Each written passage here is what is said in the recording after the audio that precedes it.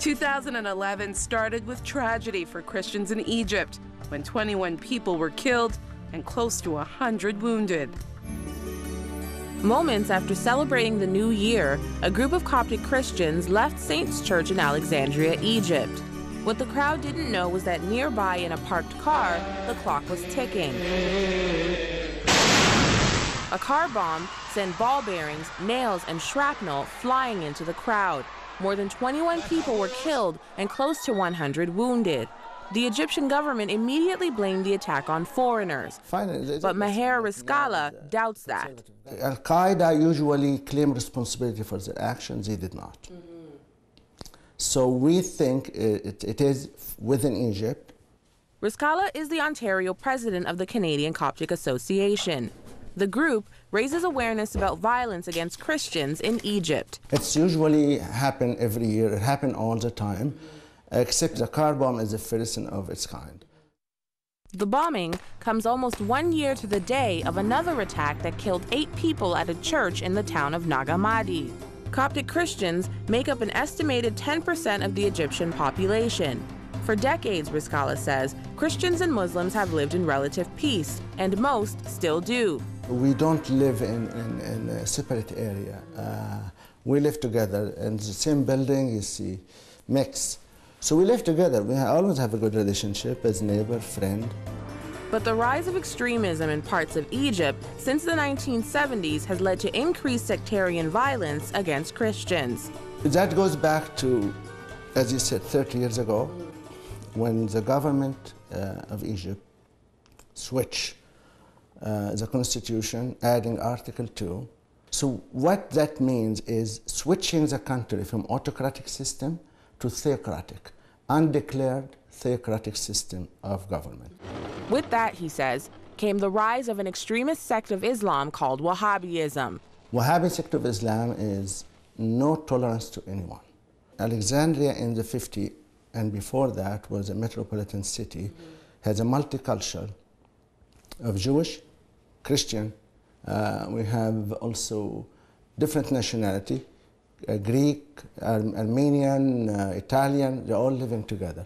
Now the thing has changed. And the bombing in Alexandria, Riscala says, brought Egypt's growing sectarian tension center stage. It's the second largest city and also a tourist attraction. It happened in Alexandria and one of the biggest church in Alexandria. So that's why it attracts the attention of the media, nationally and internationally. By February, there was some good news, a new appointment to the Canadian Senate, a man no stranger to the media, and one not afraid to share his faith. On February 1st, 2011, Reverend Don Meredith, pastor, Toronto businessman, community leader, and co-founder of the GTA Faith Alliance, added Canadian Senator to his list of titles. The 4th Black senator appointed in Canada, he emigrated from Jamaica at a young age. We met at the GTA Faith Alliance's Computer Center, one of many projects to get kids off the streets. And as he shared with me in his first sit-down interview since his appointment, he hopes his story can encourage young people everywhere to try their hardest, do their best, and aim high. Well, first of all, congratulations. Thank you so much. Senator Meredith now. Thank you so much. Now tell us about the day that you got the call. Apparently they've been trying to reach me for like a month. I just happened to answer the phone. Okay, by the way, Mr. Meredith, it's the Prime Minister's office calling. We're we've been trying to track you down for a little bit. We want to know whether, you will allow your name to stand for the Senate. I said, absolutely.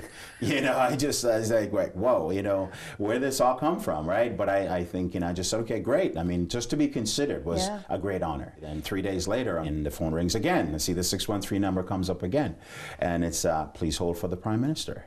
I was elated. And I believe in Romans 8:28 that says, and we know that all things, not that we think, but we know that all things work together for good to them that love God, to those who are called according to his purpose. And so who knew that, a 12-year-old kid from the hills of St. Anne's would now be going to Parliament Hill? But he knew. Why do you think God has called you for this time? It's a time to change attitudes, a time to show where we can go once we have God inside of us, once we humble ourselves before Him, to elevate us to heights that we didn't even think of. And then the news that shook the world, another earthquake, this time in Japan, and a subsequent tsunami that tore through that country, destroying everything in sight. First, the earth shook. Then, the water came. By now, you have seen the remarkable pictures of the events that took place last Friday afternoon in Japan. The 8.9 earthquake, now recorded as the most powerful of its kind to hit the small island nation, has literally changed that country forever. These images explain it all. With whole communities and villages submerged by the tsunami that encroached upon the Japanese people after the 2:46 p.m. quake on Friday, March 11th, no one yet knows how many people have died, swept out to sea, or left under rubble. And with one Canadian confirmed dead, there are many all over the world with loved ones in Japan wondering what's next. Here at the Japanese Gospel Church in Toronto, all hearts and minds are focused this Sunday morning on friends and loved ones back in Japan. In a church predominantly attended by Japanese Canadians, with two services, one in English and one in Japanese, many of the members here have family in Japan, so the news of an 8.9 quake shocked everyone. I thought that, oh, this is another, earthquake. That's what I thought, but it was not.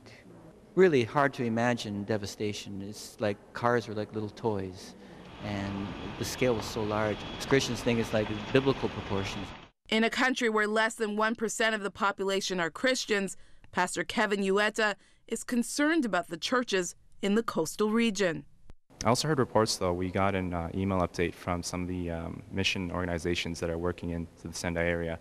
And they were mentioning about 80 or 90 churches that are in the Sendai Bay Area, and quite a few of them, actually, they weren't able to get in contact with. So prayer requests were sent out, and I think the Japanese churches have all been notified, and so we're all praying for these churches and praying for the people that have gone through this tragedy right now. So.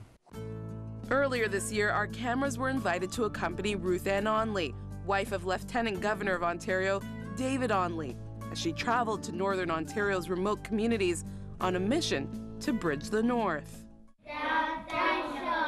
These kindergartners are taking the first steps toward the biggest journey of their lives so far, learning how to read. It's a journey all of us go on, but for the children of Ontario's far north, the road to literacy isn't easy.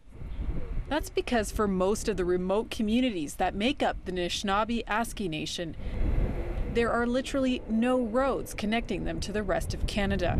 The Anishinaabe-Aski Nation is huge, about the size of Greece. And if you want to see it, you're going to have to fly. That's because 26 of the communities are fly-in only. From the air, none, as it's known, looks uninhabitable. But 40,000 people call this region home.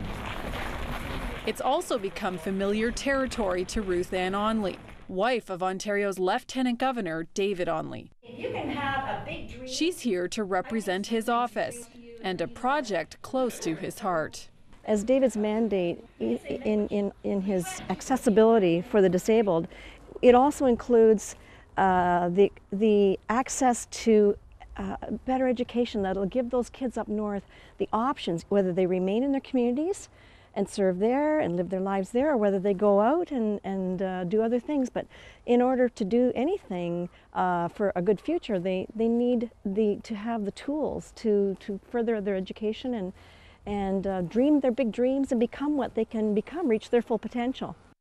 It's a continuation of the mandate set in motion by former Lieutenant Governor James Bartleman, building a bridge to the north via books and education. Hundreds of thousands of books have since been donated. This school in Poplar Hill was one of the recipients.